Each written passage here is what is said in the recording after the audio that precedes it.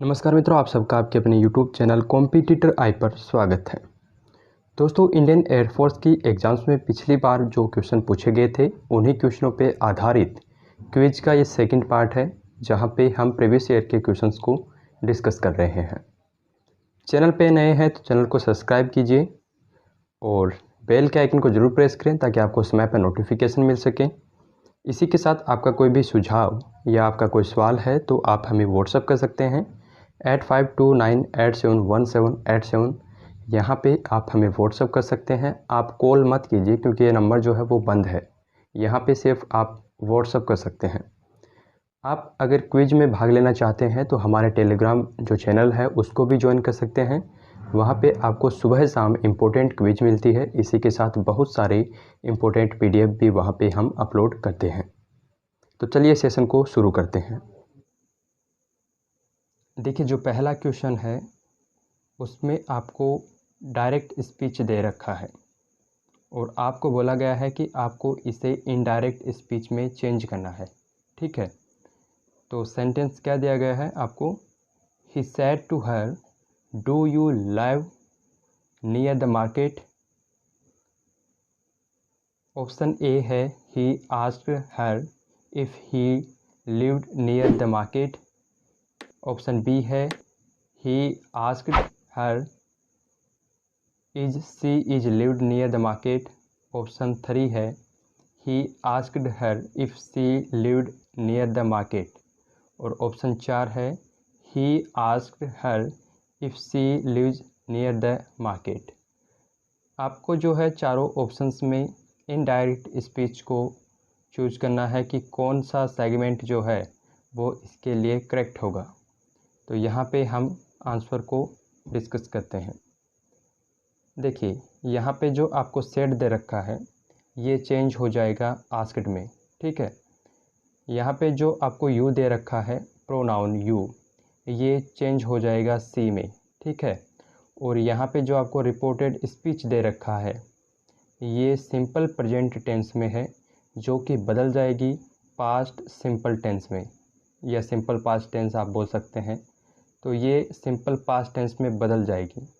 और जो स्ट्रक्चर होता है इनडायरेक्ट स्पीच का, उसमें सबसे पहले सब्जेक्ट होता है, उसके बाद रिपोर्टिंग वर्ब होता है। ठीक है, subject plus reporting verb plus object होता है और उसके बाद रिपोर्टेड स्पीच होता है। ठीक है, तो यहाँ पे जो राइट आंसर है वो ऑप्शन 3 होगा, ही asked her if she lived near the market. Right answer option 3 होगा। अगला क्वेश्चन है, आपको सिंपली डिग्निटी का सिनोनिम बताना है। ऑप्शन 4 यहाँ पे आपको दिए गए हैं। आपको डिग्निटी का सिनोनिम इनमें से चूज करना है। पहला ऑप्शन इमोरल है, दूसरा आपका प्राइमेसी है, तीसरा आपका डिसेंसी है और चौथा आपका सैग्रीन है। ठीक है, तो यहाँ पे हम थोड़ा सा इसको डिस्कस करते हैं कि इनका अर्थ क्या होता है। डिग्निटी का मतलब होता है गौरव। ठीक है, जो ऑप्शन पहला है इमोरल, इसका मतलब होता है अनैतिक। ठीक है, ऑप्शन जो बी है प्राइमेसी, प्राइमेसी प्राइमरी से बना है, इसका मतलब होता है प्रधानता।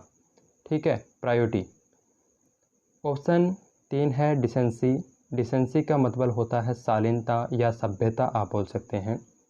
ऑप्शन जो 4 है वो है सैग्रीन, सैग्रीन का मतलब होता है चिढ़ना या चिढ़, जिसे आप बोल सकते हैं। यहाँ पे राइट आंसर होगा डिसेंसी। ऑप्शन 3 जो है वो राइट आंसर होगा डिग्निटी का सिनोनिम। ठीक है, दोनों का ही अर्थ होता है शालीनता, गौरव, ठीक है, या सभ्यता। आपका नेक्स्ट क्वेश्चन है, यहाँ पे आपको एक सेंटेंस दिया गया है। अभी इंडियन एयरफोर्स और इंडियन नेवी की एग्ज़ाम्स में ऐसे क्वेश्चन पूछे जाने लगे हैं। पहले पेपर काफ़ी इजी होता था, लेकिन कंपटीशन बढ़ने के कारण अभी ऐसे क्वेश्चन भी यहाँ पे पूछे जाने लगे हैं, तो मैंने इसीलिए इनको इंक्लूड किया है। सेंटेंस है, आपको यहाँ पे फिर 4 ऑप्शन आपको दिए गए हैं। आपको चूज करना है कि कौन सा इस सेंटेंस में यहाँ पर आना चाहिए। द ट्रक वॉज, फिर ब्लैंक है, the traffic and the policeman asked the driver to move off. ठीक है, ऑप्शन पहला है आपका अब स्टेटिंग। ठीक है, अब स्टेटिंग का मतलब होता है रुकावट, अवरोध। दूसरा है हाइडिंग, तीसरा है क्लोजिंग और चौथा है होल्डिंग। ठीक है, तो यहाँ पे राइट आंसर आपका आएगा अब स्टेटिंग। ठीक है, राइट आंसर क्या होगा? ऑप्शन ए अब स्टेटिंग। आपका अगला क्वेश्चन है वो आइटम फ्रेज पे है। ठीक है, तो यहाँ पे आपको एक फ्रेज दिया गया है स्कॉट फ्री। स्कॉट का मतलब होता है टैक्स, जो हम कर देते हैं उसे बोलते हैं स्कॉट। ठीक है, फ्री का मतलब होता है मुक्त। तो एक अगर हम आसान सा हिंदी अर्थ निकालें तो कर मुक्त इस स्कॉट फ्री का मतलब होता है। यहाँ पे आपको 4 ऑप्शन दिए गए हैं, चारों में से एक राइट आंसर है, वो आपको चूज करना है। सबसे पहला ऑप्शन है to get something free without, option B है विदाउट सफरिंग एनी पनिशमेंट और इंजरी। ऑप्शन 3 है to walk like a native of Scotland. और ऑप्शन 4 है be free of all responsibilities. Responsibilities का मतलब होता है जिम्मेदारियाँ। ठीक है, तो यहाँ पे जो राइट आंसर है वो होगा option B without suffering any punishment और इंजरी। मतलब किसी भी सज़ा नहीं पाना, यहाँ पे आप इसका अर्थ निकाल सकते हैं। ठीक है ना, बगैर किसी सज़ा के, बगैर किसी पनिशमेंट के। तो स्कॉट फ्री फ्रेज का मतलब क्या होता है? बगैर किसी पनिशमेंट के। ठीक है, बगैर किसी नुकसान के। यहाँ पे आपको एक वर्ड दिया गया है रैंडम। आपको बताना है कि इसका अपोजिट कौन सा वर्ड होगा। सबसे पहला जो ऑप्शन है वो है स्पेसिफिक। ठीक है, स्पेसिफिक का मतलब होता है विशिष्ट। ऑप्शन बी है कैजुअल। कैजुअल का मतलब होता है आकस्मिक, या जिसे हम पर्टिकुलर भी बोल सकते हैं। ऑप्शन 3 है फॉर्मल। फॉर्मल का मतलब होता है औपचारिक। ऑप्शन 4 है इरेगुलर। इरेगुलर का मतलब होता है आपका जिसे असामान्य या अनियमित बोल सकते हैं हम। तो यहाँ पे जो है वो राइट आंसर होगा आपका ऑप्शन ए, या विशिष्ट जिसे आप बोल सकते हैं, स्पेसिफिक, एक्सक्लूसिव भी आप इसे बोल सकते हैं। ठीक है ना। अगला क्वेश्चन है, एक फ्रेज आपको फिर से दिया गया है होल 9 यार्ड्स। इसका मतलब होता है 9 गज। ठीक है, 9 गज की दूरी इसे हम बोल सकते हैं। पहला है length of a sari. Option B है एवरीथिंग पॉसिबल। तीसरा है लेंथ ऑफ ए पिच। और चौथा ऑप्शन है ए स्मॉल एरिया बट सफिशिएंट। तो यहाँ पे राइट आंसर होगा एवरीथिंग पॉसिबल। ठीक है, राइट आंसर क्या होगा? Everything possible. होल 9 यार्ड्स का मतलब होता है आपका 9 गज की दूरी, और इसका राइट आंसर होगा फ्रेज का एवरीथिंग पॉसिबल, सब कुछ संभव। अगला वर्ड है आपका, एक शब्द आपको दिया गया है स्टेडफेस्ट। स्टेडफेस्ट यहाँ पे शब्द दिया है आपको, और उसके आपको एंटोनिम पूछा है कि ऑप्शन 4 यहाँ आपको दिए गए हैं, इनमें से कौन सा इसका एंटोनियम है। पहला ऑप्शन है स्टंच। ऑप्शन बी है फीबल। ऑप्शन सी है फेंट। ऑप्शन 4 है वेवरिंग। देखिए, स्टेडफेस्ट का मतलब क्या होता है? दृढ़। एक व्यक्ति, या जिसे हम बोल सकते हैं किसी विचार के लिए अगर कोई व्यक्ति स्थिर है, वो पक्का है, दृढ़ है, तो उसके लिए शब्द होता है स्टेडफेस्ट। ठीक है, हो सकता है वो बाद में बदल जाए। किसी एक विचार के लिए, किसी एक बात के लिए अगर कोई पक्का है तो उसे स्टेडफेस्ट कहते हैं। दूसरा ऑप्शन जो पहला है वो है यहाँ पे स्टंच। स्टंच का मतलब होता है कट्टर या पक्का। देखिए, स्टेडफेस्ट और स्टंच में बहुत ज़्यादा फ़र्क है। स्टेडफेस्ट का मतलब होता, मैंने जो आपको समझाया भी, किसी बात के लिए पक्का होना या किसी चीज़ के लिए वफ़ादार होना, लेकिन वो एक तरह से अंध नहीं होगा। ठीक है, वो उसके हर फैसले के लिए वफ़ादार नहीं होगा, उसके किसी एक बात के लिए वफ़ादार होगा।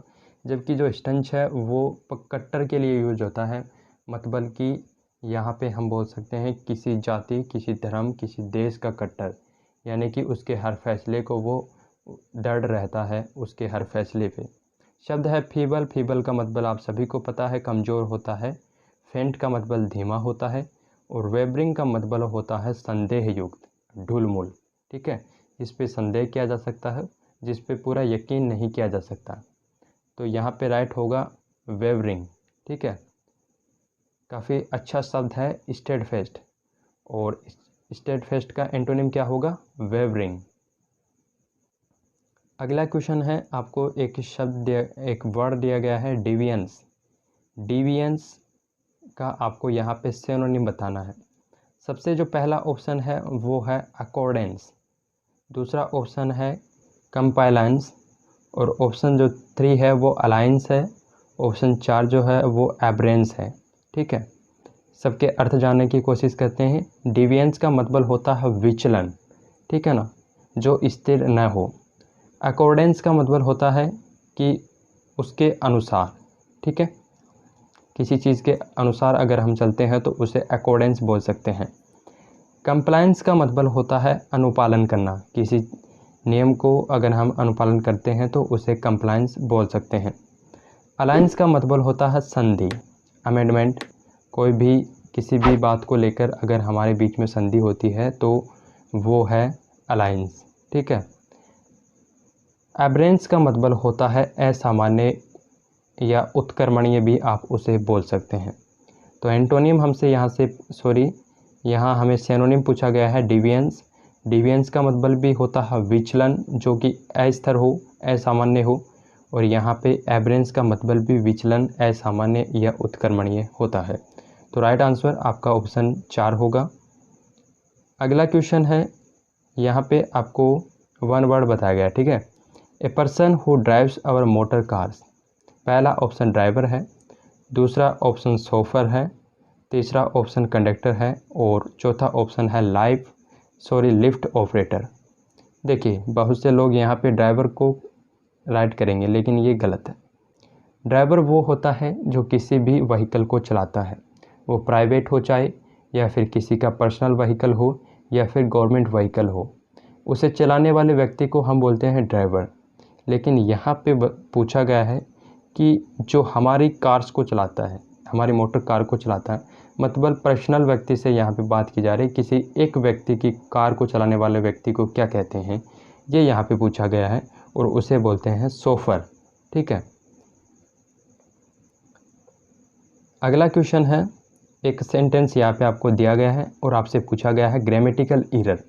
The Arabian nights are a small girls go to book for all the fantasies and table of princes and princess.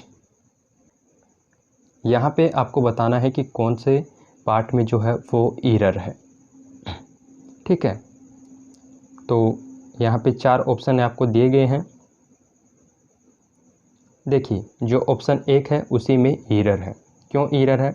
The Arabian nights जो है वो एक बुक है जो कि गेराल्डिन मैक्रोन के द्वारा लिखी गई है। ठीक है, काफ़ी इम्पोर्टेंट बुक भी है ये, तो आपको ऐसे भी याद रखना है कि ये किसके द्वारा लिखी गई है। तो गेराल्डिन मैक्रोन जो है उसके द्वारा द अरेबियन नाइट्स एक बुक लिखी गई है। ये एक नाउन है। ठीक है, तो नाउन सिंगुलर नाउन है, तो सिंगुलर नाउन के कारण यहाँ पे जो वर्ब है वो भी सिंगुलर आएगी। लेकिन यहाँ पे दे रखा है आर की जगह यहाँ पे इज आएगा। ठीक है, तो एरर कौन से पार्ट में है? एरर पहले पार्ट में है। ठीक है, उम्मीद करता हूँ ये सेशन आपको काफ़ी पसंद आया होगा। इस सेशन को अपने दोस्तों के साथ ज़्यादा से ज़्यादा शेयर करें। जय हिंद, जय भारत, वंदे मातरम।